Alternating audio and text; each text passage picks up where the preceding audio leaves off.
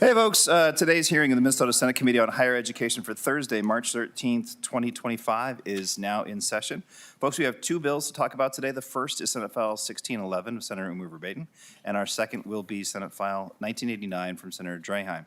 So our first order of business, please, Senator Oumou Verbeten, Senate File 1611. When you are ready, please tell us a little bit about your bill. Thank you, Mr. Chair. Senate File 1611 would provide $250,000 each year in funding to the Office of Higher Education to provide student loan debt counseling services, and it is a slight increase from the current $200,000 appropriation per year. Student loans help borrowers achieve educational and career goals, but they also can have long-term negative impacts on financial stability and mental well-being. And so in Minnesota, we have over almost 800,000 residents who are student borrowers, and the average balance being $34,292. Mine is higher than that. So I know from personal experience that it can be tough to kind of navigate this, and really the folks who provide these services do crucial work. So student loan payments, also want to say, leave less capacity for borrowers to cover other expenses. That could be rent, household bills, investments in their future. And then if a borrower becomes delinquent on their payments, their credit scores can be negatively impacted, resulting in obstacles to finding housing, employment, and securing insurance. So in 2019, the legislature established a grant program to provide individual student loan debt repayment counseling to the borrowers who are Minnesota residents and help avoid some of those negative consequences of lingering student loan balances. Lutheran Social Services of Minnesota has been the grantee of this program since it was created and is awarded through a competitive RFP process. Since then, this grant program has been successful in bringing student loan repayments current and preventing default for borrowers. Again, I can tell you from personal experience, there's a lot of stuff you have to navigate as a student loan borrower, and the work that Lutheran Social Services and the folks who provide this counseling do is crucial to help people understand. Oftentimes when you're young and you're first taking out those loans, you don't necessarily understand all of the steps you're gonna have to take to do repayment. There's a number of different plans that you have to navigate. Those things continue to change in this environment at the federal level, so it's really important that we provide folks with the support they need just so that they can make those payments back. They want to repay that, but they need to be in the right program. They need the support to get onto the right track and avoid going into default. So I will pass it to Becky Bakarian, who is the Senior Director of Financial and Employment Services at Lutheran Social Services. Thank you, Senator Oumou Verbeten. Ms. Bakarian, if you could please state your full name for the record and commence your testimony when you're ready. Sure. Thank you. Good afternoon, Chair. It's Becky Bakarian, and I am the Senior Director of Financial and Employment Services at LSS.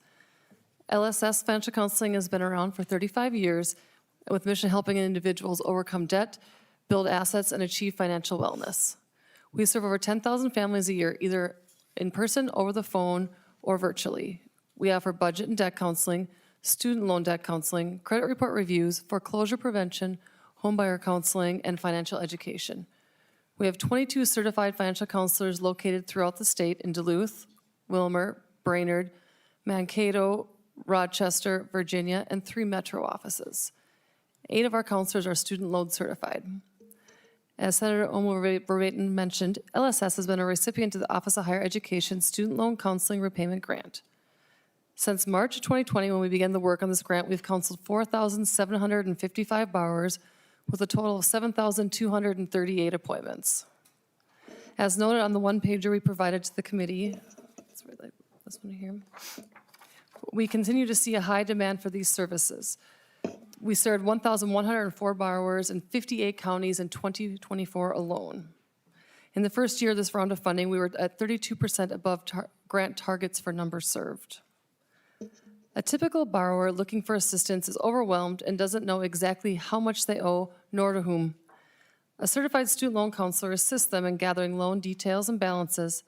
The counselor and borrower work together to determine an affordable repayment plan and set goals to be successful in repaying their student loans.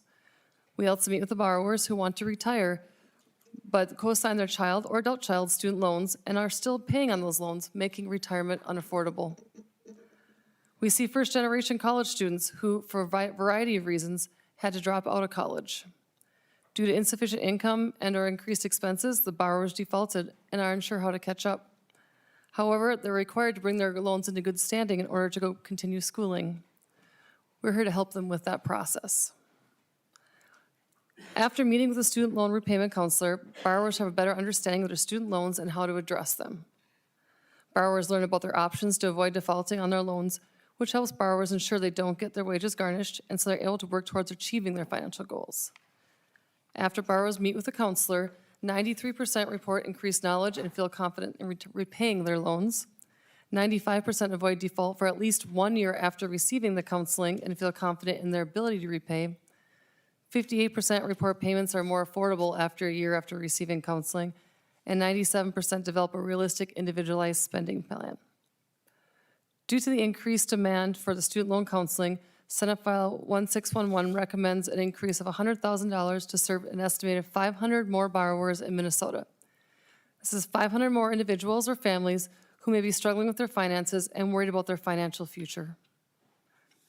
Counselors help set people up for success in their student loan repayment, and this success also provides stability for the rest of their financial picture, such as building emergency savings and achieving their financial goals.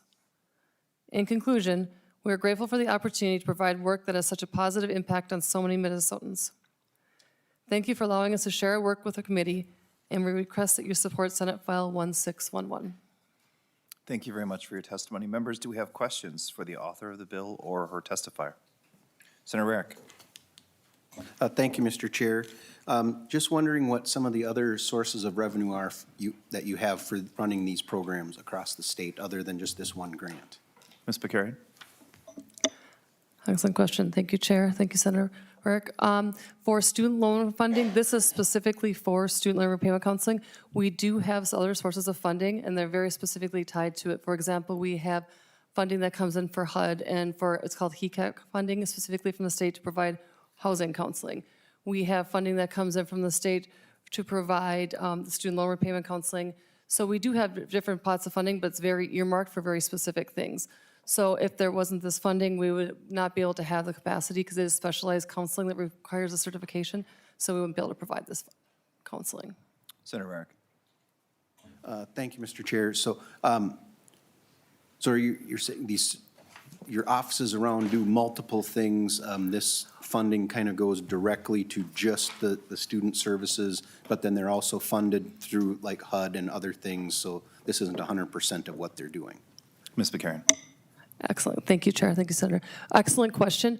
Yes, we actually have 8 counselors that are certified, but it's only about 2.25 FTE that's covered in this bill. So it's only a portion of each person that we allocate out to this throughout the state, so that way we can provide services, so that way throughout the state where you're at, you can get those services in person at those locations. Senator Rarick. Members, other questions or comments? Seeing none, Senator Oumou Verbeten, do you have a closing statement you'd like to make? Thank you, Mr. Chair. Just again, think this is really important work. There's been a lot of changes at the federal level. Just in the last few years, there was cancellation, there were reforms for that. Then it was not upheld by the Supreme Court. There was the SAVE plan, that was then canceled.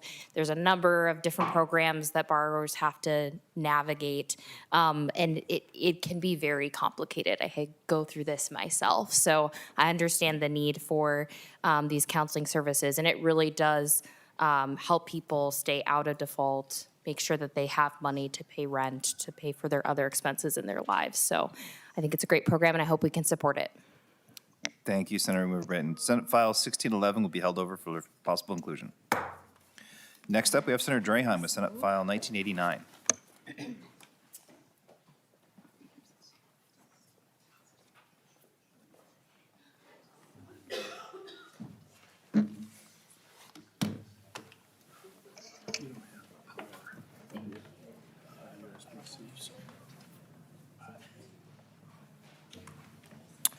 Senator Draheim, before we actually begin discussion of your bill, just a bit of a spoiler or a forecast of things to come. We'd like you to present the bill and make your primary argument. Then I think we're going to recess while an amendment is worked out, and then we'll come back together and take care of that. Is that acceptable to you?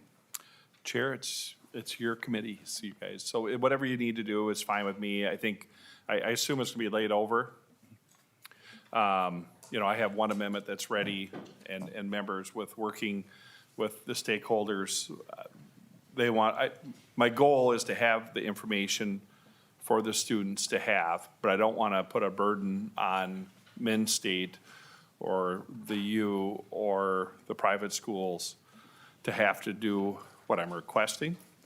And there is a fix that works pretty good for the nonprofits and for Minn State, but not some of the other schools.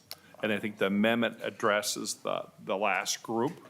And I think it's an easy fix, but we'll go through the bill pretty simple, and whatever the chair decides. Thank you, Senator Draheim. So to Senate File 1989, please. Thank you.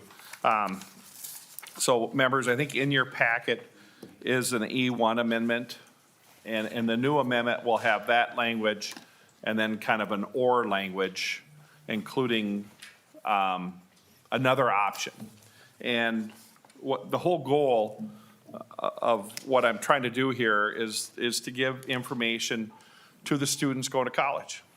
So a lot of decisions to be made when you go off to college, what college you go to, and then what's your major?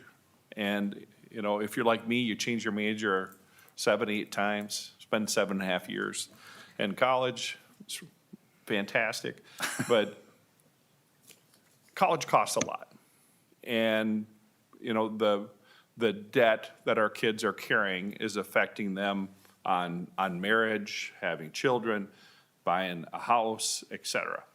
So kind of like what we worked on, Swazinski and myself on the kind of the home budget for our high school kids to try to figure out what debt is and what insurance is and what just a household budget is. I think the next step is when we kick the kids out of the house or grown adults going back to school, we want to give them the tools to make an educated decision on the best path for them. And I think a lot of young people have more than one option that they're interested in. And I think if we presented them with a little guidance that here's kind of a range or an average of a degree in this field, what you might expect to make. So then they can make that decision on maybe what's the best decision for them and their future family or existing family. You know, I'll pick on my daughter. She's on her way home for spring break right now. She texted me a little bit ago. She just left Nebraska. And she's stuck between being an accountant or being a school psychologist. So those are her two paths. And I don't know if this would help her make a decision, but it wouldn't hurt. But I think it would help some people. I do have, I don't know if you guys can see this up here. You can see nothing? Mr. Chair, have we moved the bill actually to be in front of us? Well, I would move Senate File 1989 then. All right, Senator Rarick moves Senate File 1989.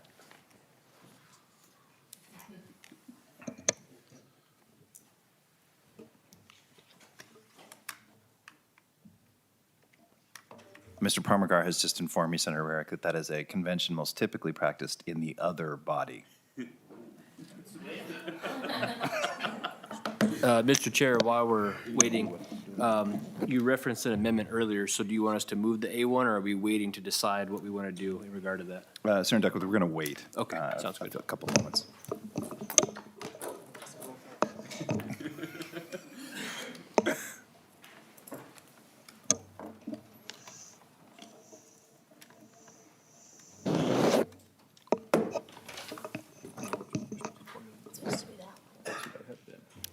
This is the most elaborate stalling I've ever seen, Senator Draheim. It's impressive.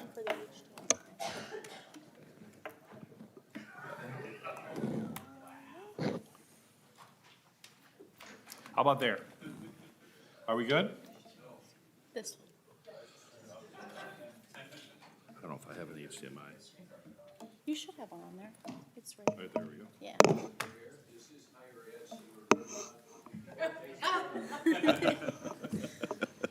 Chair, if I could, you know how many cables I have laying up here?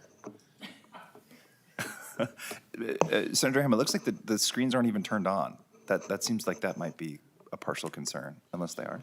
They are? All right, never mind. I'm not the IT I guy. am trying every cable possible up here, so. Thank you, Chair, for your patience and committee members. So, you know, as originally drafted, this bill would require higher ed institutions to just provide an online snapshot of what to expect with each major. And Min State said this is the website they use to feed that data. And my understanding is they have to give this data to the people that accreditate their schools and their programs. So I think this is valid to use. If they're using it for accreditation, it should be good for this. And obviously, it's not precise or exact, but at least it is something. So I don't know how much you guys can see here. So this is census data. And on the side here, I have the state of Minnesota. I picked up, of course, no offense, Mankato State on here, or Minnesota State University, Mankato, whatever they're calling it. And then, so I have bachelor degree, and then I just picked a couple years, and then I clicked on a bunch of different majors to show what it is. So somewhere on the website, a student could go to a college or university and click what they're interested in. You know, my son's looking at different colleges right now. Of course, his top priority is playing sports. But he thinks he might want to go into business. So they have to have a business program for him to go. But if they do, and maybe he wants thinking something else, mathematics, whatever, he could look and see, okay, what does an average bachelor's degree pay after college? And see if that investment. Or is it something like psychology where you have to probably go on and get a master's or a PhD to reach whatever goal it is? And maybe it's teaching like yourself, Chair. And then what path is that? Do I want to switch schools for a master's program, et cetera? So that's the intent of the bill. I will stand for questions as we're waiting for the amendment to get jacketed. Senator Aki. Thank you, Mr. Chair. And Senator Draheim, I think I saw in the bill another piece to that, what'll show up on those graphs, and to me that's even more important, is if you find something that, you know, it's connecting them to something they like, first of all, but if we go to school for 4 years or whatever, in the end, the possibility of getting hired, the job placement information is huge, because some of that initial financial stuff, it's good, but we all know that once you get a little experience and get into your profession a few years, you're gonna name your salary's gonna follow or jump to whatever level you're performing at. But I think that placement percentage or information is super important also. Senator Draheim. Thank you, Chair, and thank you, Senator Aki. You're absolutely correct. What percent? I know a few years ago, attorneys were having a hard time getting placed. I mean, I'm sure it's been decades now, but for me, it seems like a few years ago. So things go up and down. Trend lines change, technology changes. Just because it was good when I was growing up doesn't mean it's going to be a good career path today for my kids or my grandkids. So that's the intent. It's pretty simple. This isn't the first time I've had a bill like this in this room, in this committee. I just think with technology today, if the data is readily available, they should be able to redirect it pretty inexpensively to their university's website or college's website. So the students that are either looking at the school or enrolled in the school will have some idea what path they want to go. Senator Aki. Thank you, Mr. Chair. And yeah, just a little bit of a follow-up. And one of the pieces that I was thinking of, and then I'll go on to the next part of it, but we have a lot of people that are, some students that do graduate with a four-year degree that is no longer practical. And maybe this would head off some of those souls that get 4 years, they walk to get their diploma, and then, now what do I do? But Senator Draheim, the additional information on the amendment, you've touched on it a little bit, but, you know, I know that when we've had some of these morning breakfasts, that has come up, is what is your graduation rate?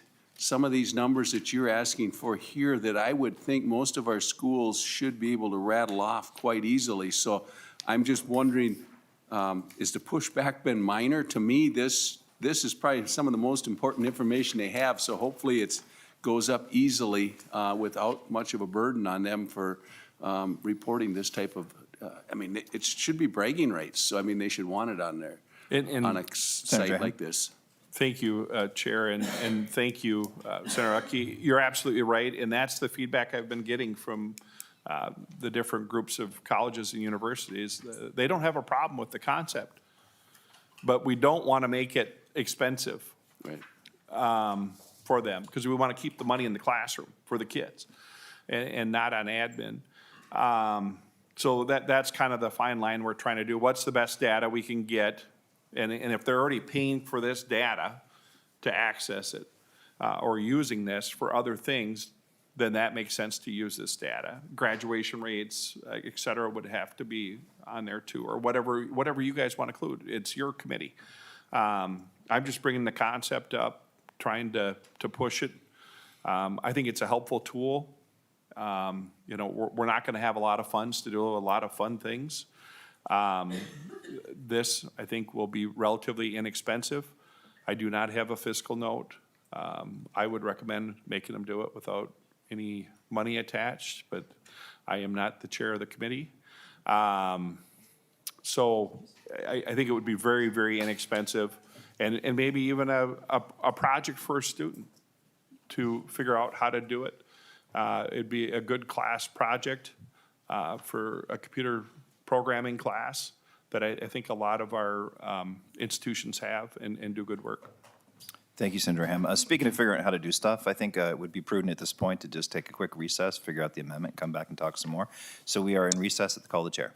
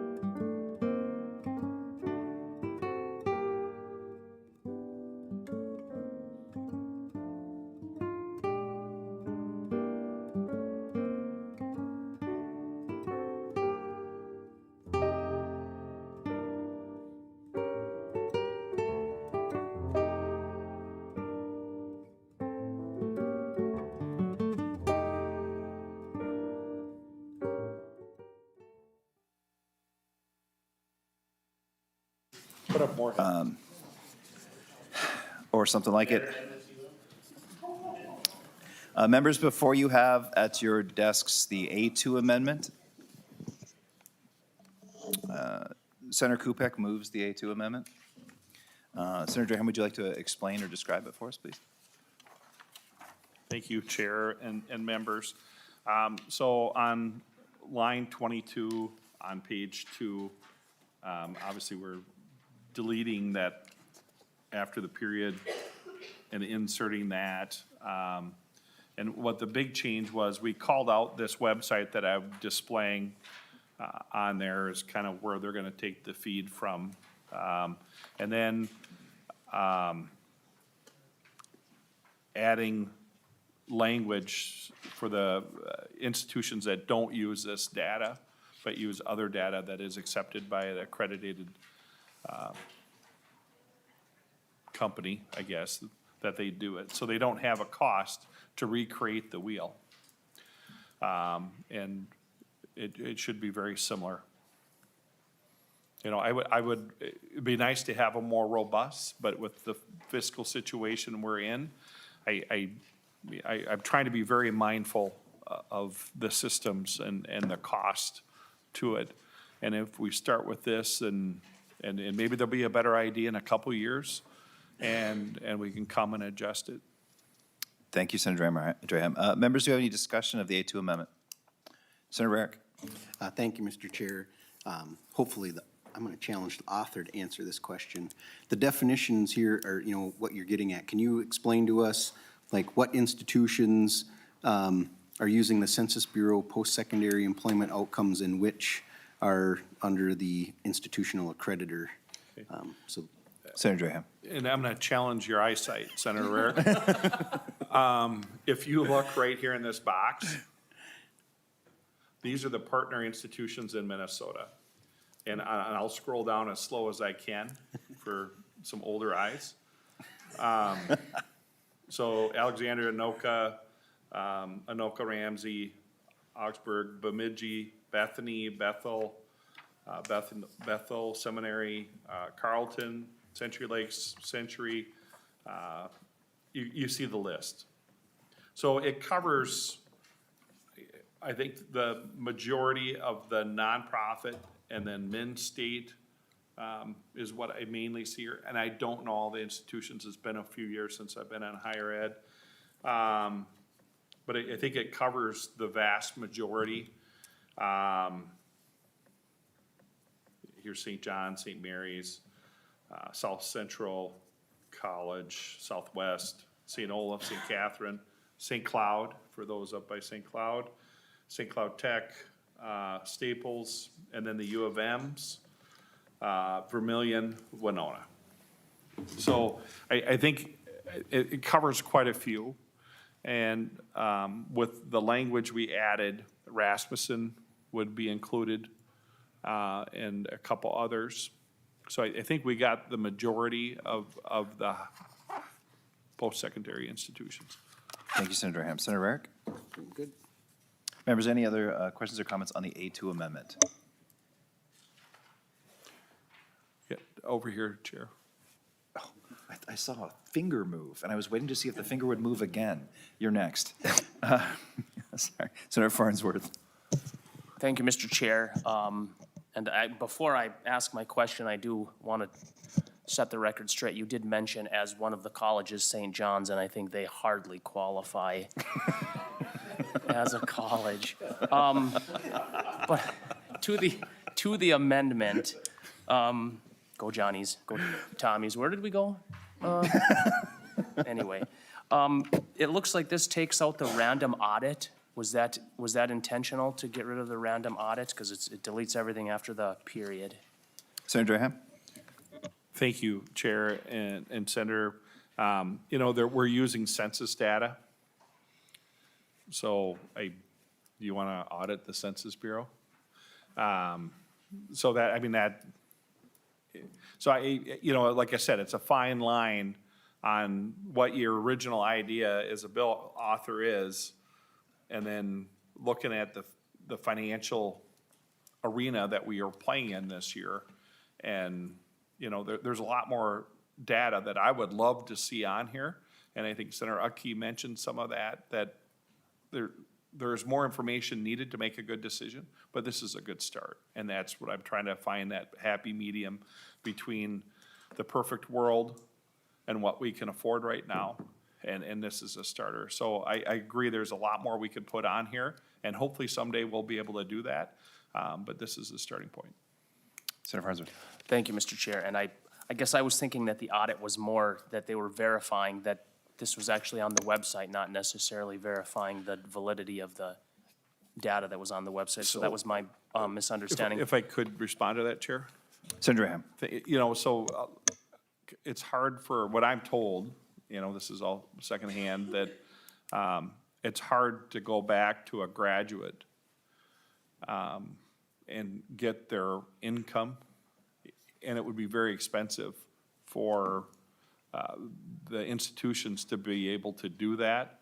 So we would cost burden them to find out some data that, I would call this data as close, or a starting point, or a guide. And the way I see it, it's comparing apples and oranges, more or less, in different tracks at the university. So up here, and not to pick on any one track, you have communications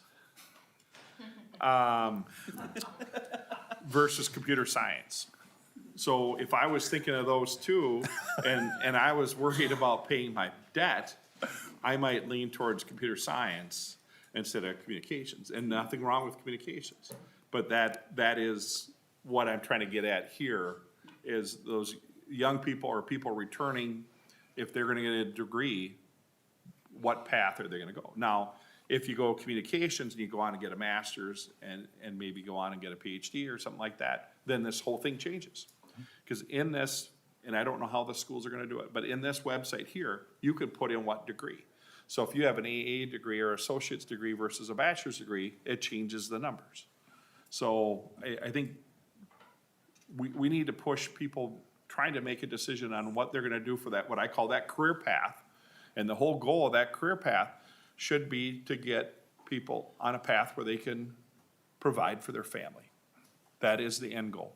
So even if you go to college for 4 years, you might not be able to do that. And I think most institutions are really looking at, which is a very hard decision to do, but looking at what programs they have and which ones they can afford to keep and which ones they might need to phase out. So I don't know if that answers your question or not, but. Senator Farnsworth. Yeah, Senator Draheim, that career path you described in terms of graduate school and communication, we don't call that a career path, we call that a downward spiral. That's what we call that. I'm glad you said it, Chair. Any other questions or comments to the amendment? Senator Clark? Thank you, Chair, and I'm honestly not sure if it's to the amendment or the whole piece, because I'm, so on the website, I think it's 1, 5, and 10 years postgraduate salary on here, correct? Senator Draheim. So you've got,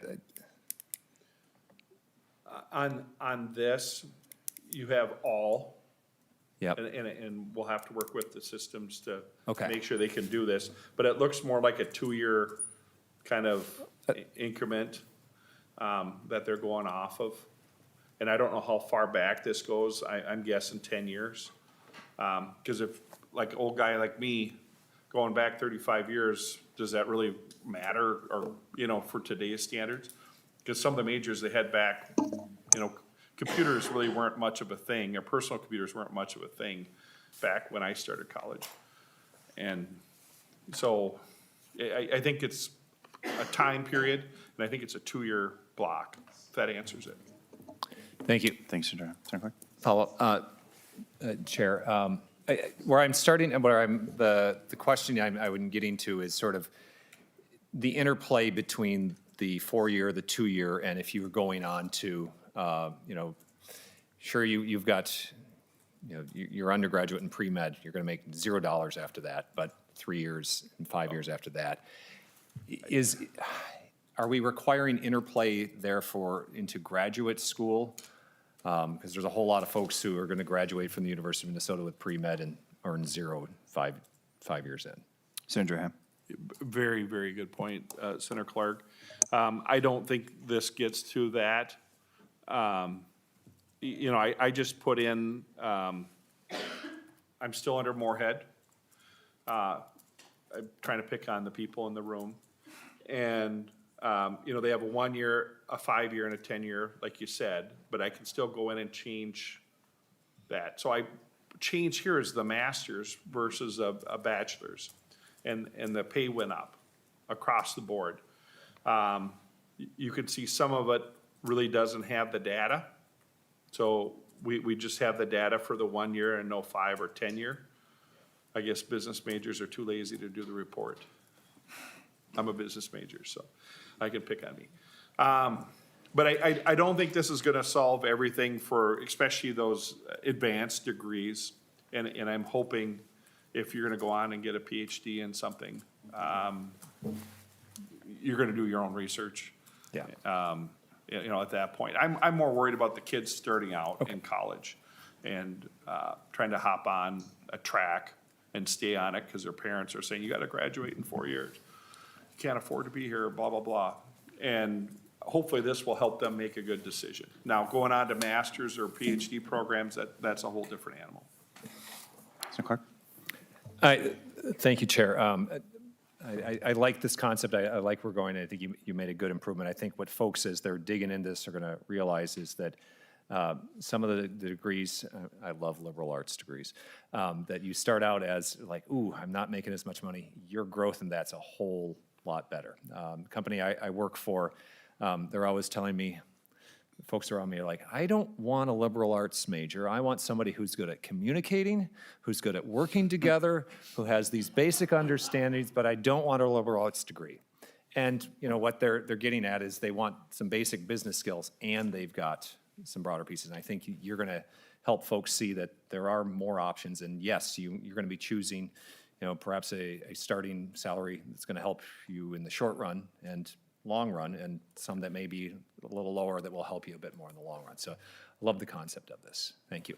Thank you. And if I could, Chair, Senator Draheim. you know, I think, you know, at my peak, we had 110 employees and all backgrounds. And, you know, my wife tells me all the time that people that work for her, majority of them do not have majors in what they do. And, you know, this is just to get people on that career path. It's not telling them where they're going to end up. That's up to the individual. But we got to get them on that pathway for a career path where they can provide for their family. That's the whole goal. All jobs are honorable, and I think we need to keep that in mind. This is just a tool. What they do with it is up to them. So thank you. Senator Oumou Verbeten. Thank you, Mr. Chair, Senator Draheim. Well, first I should say, we have time now to start preparing for the 2030 census, so I guess we should all just start working on that. I am a huge census fan. I did a lot of work on that at the City of St. Paul, so I'm always thinking of the things we need to ask them to put more questions on. But you mentioned the advanced degrees, and Senator Clark was sort of getting at that. So is there a way to see people who do go on to get advanced degrees and the percentage of those who do? Just like we want to know once you complete your degree, and if it's a degree where you can start working right away, what are you earning? But also, is this education preparing you well to get into the next step if you're pursuing an advanced degree? Does that make sense? Senator Draheim. Chair, thank you, and thank you, Senator, for the question. I don't know if I can answer it. You know, I'm not an expert on this website. It's just what they told me that they use to try to accomplish what I was trying to get at. So I am not here promoting or not promoting the Census Bureau. It's just the data that our majority of our institutions use.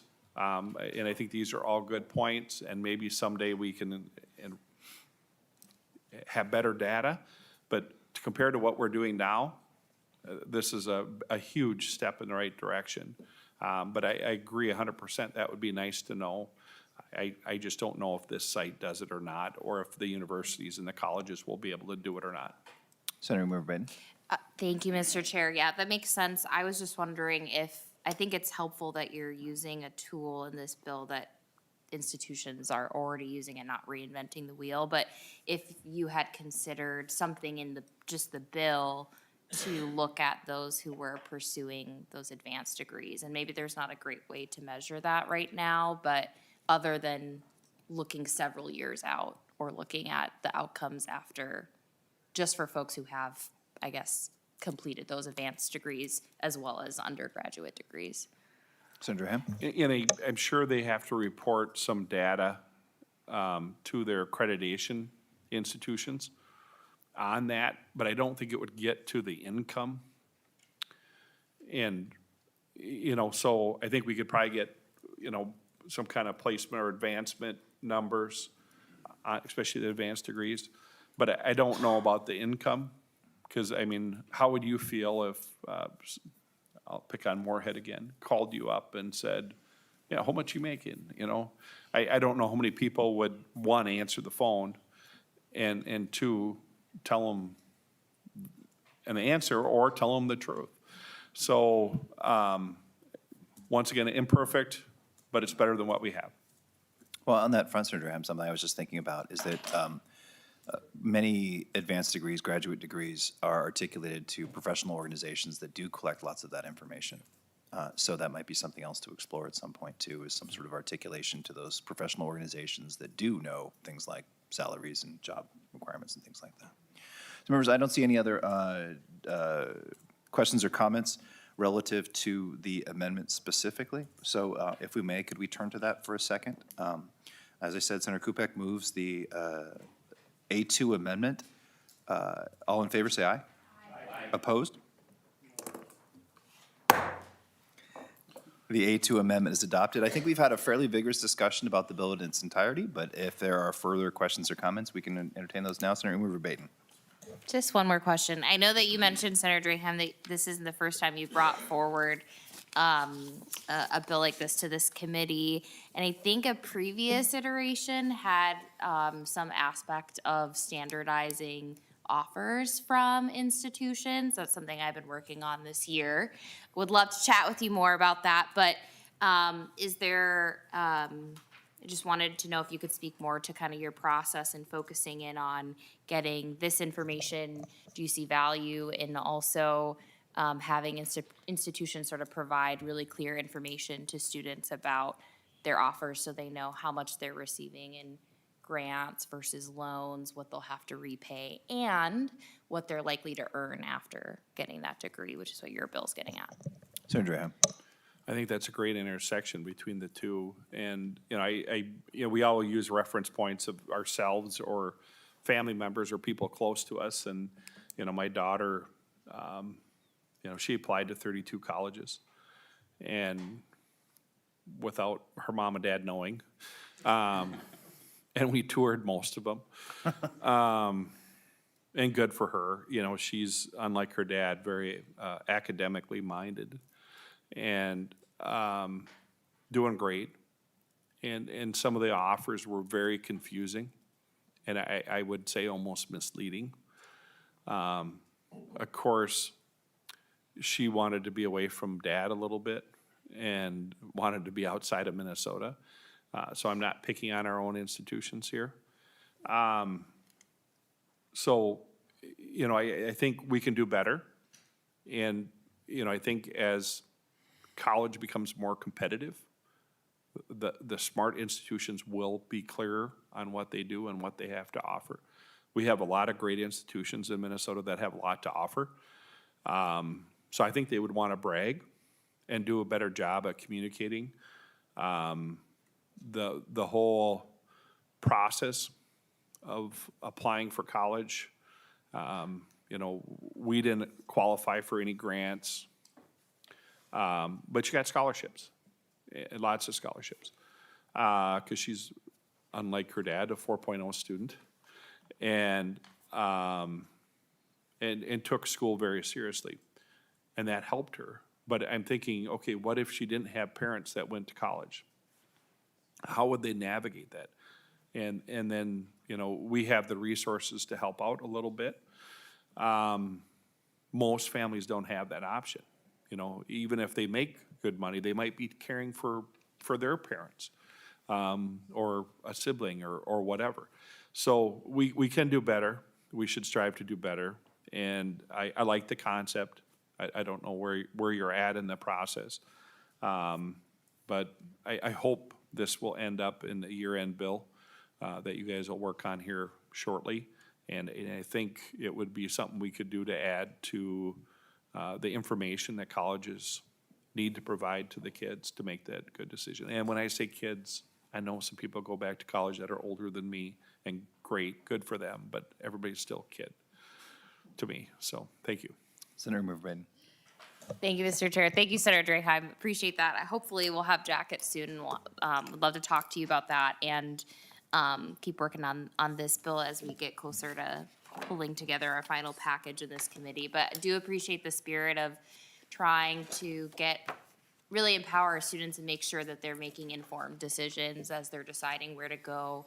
What is this, for me, I'm thinking about what does this offer entail, and is it very clear what I don't have to pay back, what I do have to pay back, what am I gonna earn in the future? Also think the work that's happening in OHE around direct admissions is just fantastic, is another piece around this where we can alleviate some of that pressure that students feel or concern that they're even gonna get into college. So lots for us to work on, but look forward to working with you on this too. Thanks. Yeah, thank you. Members, any other questions or comments to the bill? Excellent. Senator Draheim, do you have any closing statements? No, I really appreciate the hearing, members, and the discussion, and hopefully we can find a path forward. And if any of the institutions have more comments or more tweaks, I'm happy to work with anybody to make it right. So thank you. Senate File 1989 as amended will be laid over for possible inclusion. Seeing no further business before the committee, we're adjourned.